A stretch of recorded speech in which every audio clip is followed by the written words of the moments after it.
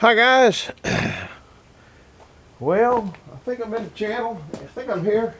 After 3 days wrestling this thing, I think it's about to where I can fire it up. It's been cleaned up in the inside. It's been cleaned. Well, I didn't clean everything up because that'll get dirty. I redid the refractory cement. I have steel plates in the bottom to keep the refractory cement from getting demolished when you throw the logs in there. And they warp and bend, so I had to flatten them out, re-flatten them. Let's see, what else I did? I pulled all the stuff in the back apart, which is normal. I do it, I pull all the motors, well, the one motor apart and take all the air intake apart and clean it all that nonsense back there. This is a home-built boiler, if you didn't already know. And it has a long road to get. I have I don't know whether you can read those highs and lows on all of them. Here's the air intake. See, I take all that off. You can see where I put new silicone on it, resealed it. This boiler's about, I'm guessing, 25 years old, and it's getting tired. The acid in the oak that you burn is starting to work on a little bit. I wonder if it might be better to have the creosote than the oil eaten by the oak sweat. Even up here in the breech, through there's some holes in there. I guess I didn't put that back on there. I got to find that. I got to oil all these motors up. So I still got some more to do, but I'm going to fire it up. Yeah, I haven't even plugged in the fan now that I see about it. Yeah, I'm kind of delinquent here. Anyhow, I'm going to fire it up. I'm going to tell you guys, when you fire up these boilers, I'm going to put the door way back. I don't normally take it back that far, but then you can kind of see it a little bit better. And it's a heavy door. There's 4 inches of refractory cement in the door. And I think it's got wool on it too. I'm maybe 2 inches. I don't recall. It's been so many years since I built it. That's what the inside looks like. You can see the refractory cement isn't all dry in there, but it also re-cracked on me, which I kind of didn't care for that. You know, when you throw the logs in, they hit that. That's 4 inches thick. And you don't put any steel in it because steel expands and contracts at a different rate than the factory cement. So you can kind of see here how thick it is here. And then there's 4 inches of K wool, or something like that. Either 4 or 2 inches. I don't remember. It's been so many years. So I guess we'll just kind of fire it up and I'll bring you along. My old famous kindling there. And there's one thing that I still got to clean up out here. Still got a lot of cleanup. Got all the tubes cleaned out. That was caught a bear. I had my tube cleaning thing broke, so I had to remachine that halfway through. So I've been playing with this thing for 3 days, which is more. That's one thing nice about the new boilers. You don't have that kind of hassle. Now I'm just gonna lay this crap in here any old way, but what I don't want to do is make a big fire right off the bat. You don't want to make a big fire right off the bat in these things. You want to bring them up on slow, I don't know what they call it, but I just put these in this way, this way, this way, this way. Then I got to find my paper, some paper over here, and it doesn't take much to get it. I don't have the fan hooked up yet. I forgot to do that. I guess you just saw that. I hope a piece of paper will work, and I'll let it take a while to come up. Now this thing doesn't have as much water as a lot of the boilers out there do, because I wanted to keep my heat in the refractory cement instead of a lot of water. But then I don't have a lot of water in it anyway. I got antifreeze in it. So if I don't feel like coming out here and firing this thing up, I don't have to. But I try to, or say the electricity goes out and I don't feel like bringing the generator up, I could just let it go. But I kind of probably don't think I'd do that.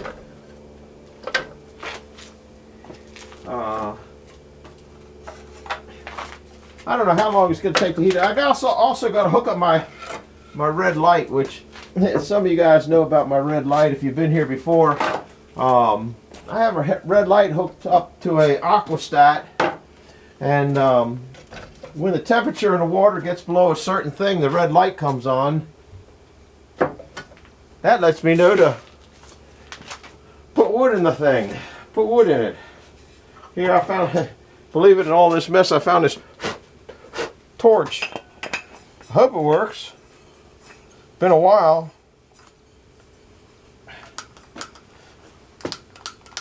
Guess it's not going to work. My click torch ain't clicking. Uh-oh. No, it's out of gas. Huh. Oh, here's another bottle.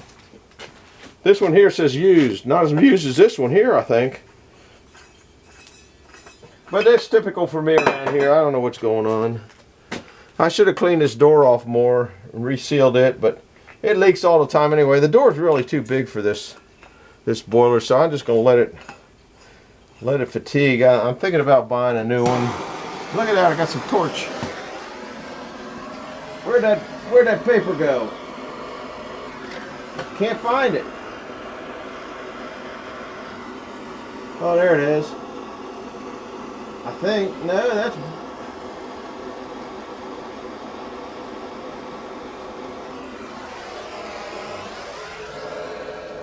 I don't know whether I got the paper going or not. Looks like it could be. I still got to get up top and get the roof off of this thing. It's going to take a little while to get draft going, so I need to shut the door. And if I turn the fan on, yeah, we're starting to smoke a little bit. If I turn the fan on, it will give it more oxygen burn. I'm going to do that in a minute. Let me see here. I got to move you guys out of the way because I don't really care for all that smoke.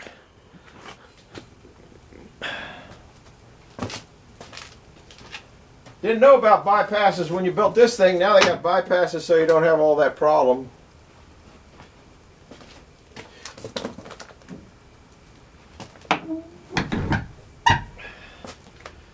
Oh, let's see. We got to see if it starts going up the chimney. Like I said, I didn't take the top off the chimney. Oh, you know, I'm not giving it any air. I guess I got to turn things on here, guys. Let's see. Off, off. I don't think anything's on. Yeah, they are on. That's this pump here. Let me see what happens when I turn the switch on. Oh yeah, this is off. Been so long. Off, on. Now that should open up this door over here. See that door opening up? But I don't have the fan plugged in. So it's just doing, like I said, I don't need it to be doing high fire up. You want it on low fire, what they call low fire. Looks like that cable's in my way back there. But I don't even have the fan plugged in right now. It plugs in right here. It's got a rheostat on the other side, or a control. I can't see up there. Now that that's going, where's my flashlight? Everything's in the way. I don't know. Oh, I think I put my flashlight back. They're calling for rain tomorrow, or actually tonight. Yeah, there's smoke coming out of there. Let's see, here we are. I gotta take the lid off and look up there while it's still got daylight. I have a mirror back here. And I don't know what I did with that stupid cover. Oh, there it is. If you look now, I don't know whether you guys can see it. Yeah, I think you can. It's got pretty good draft, so I don't think that's too clogged up. On the roof part, I'll still leave that off. Sorry about the light. Oh, look at the fan going. There's so much air going through there. The fan's going by natural draft. I take the lid off the top. We'll go out there and look at it. Running out of daylight. That's what happens when it closes early. Well, you can't tell it, but if you can see that, I don't know if maybe I can zoom in on that. Where's that? There it is. That's what the lid looks like. I put that on the summer, but when you have the hot gases coming out there hitting with the cold air, it condensates and it comes down the edges. If you can, see if I can get my finger in there. No, you can't see it, but it comes down the edges. It drips all over the roof up there, so that's why I take the cap off when I'm firing it. But in the summertime, I don't need water going down the hole there.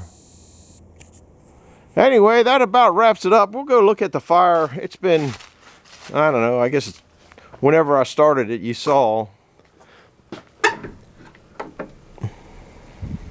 And see, that's actually a pretty big fire, but I just threw in a few little pieces in there and just let it come up to temperature. What is the temperature? All right, we had the fan off anyway. Spider webs, man, I've been vacuuming a million spider webs. It isn't at 60, but this thing's it's a return tube boiler. I don't know, I think I showed it in one of the others. I did a lot of shorts on this thing, and I have no stack temperature at all right now, probably because that's open up there. Well, the stack temperature should be below the water temperature, because it's going to take all the heat right out of that stack. In a little while, this thing will be sweating big time, but that'll come up. Anyhow, that's about it for now. I'm gonna go get another tray of my wood. I'm gonna get up on the roof and get the top off. It is actually 5 o'clock. It's not 6 o'clock. And I think this pump is running right now. No, maybe not. Yeah, it is. Is what that does. Is that sent? Oh man, look how dirty that is. I need to bring the air gun down and blow that off. So what that does is that circulates the water inside the boiler to keep it stirred up, and then it runs it through a 7-pack of big like filters that you put on your system at home.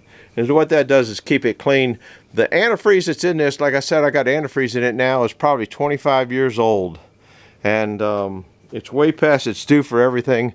I need to get the pH tested in it, is what I need to do, but I don't know who checks antifreeze pH. And the system is closed to the atmosphere, so it can't get any oxygen, so it doesn't really oxidize. And I don't know, it's been working for all these years, so I'll just keep on using it.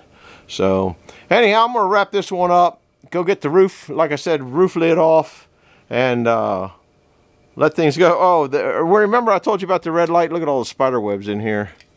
That's not plugged in yet, so it's not hot. I just plug that in when I fire the boiler. And I've hooked up the aquastat, and like I said, when the water temperature gets down to, I don't even know what I got it set at anymore. You could kind of see it. I know it's set, that's 140, 150. No, that's 160. So somewhere around there, when it gets down that cold, I got to hook the red light up because I don't have my red light hooked up yet. It lights up the back of the house, and then when I get up in the morning, if the red light's on, I know I got to go out there and feed this beast. And if the red light isn't on, then I know I don't have to worry about it. So anyhow, I've said it a million times. I'm getting out of here. I'm going to put this on tonight. I haven't done any salt or anything like that even though I'm putting videos on like that, I haven't done any. I don't remember when the last one. They called for rain, I think, on Friday or Saturday. And so I haven't put I covered everything up for the rain. Now we got another rain coming in tomorrow, which is Tuesday. So I'll put this on tonight, then I'll get back to some of the older sawmilling videos of that poplar. So thanks for stopping by. Do me a favor, hit the like button, subscribe button. And if you're thinking about it and you're bored of the boiler, I have almost 1,400 videos out there. And I've seen a lot of people going back and checking a lot of those old ones.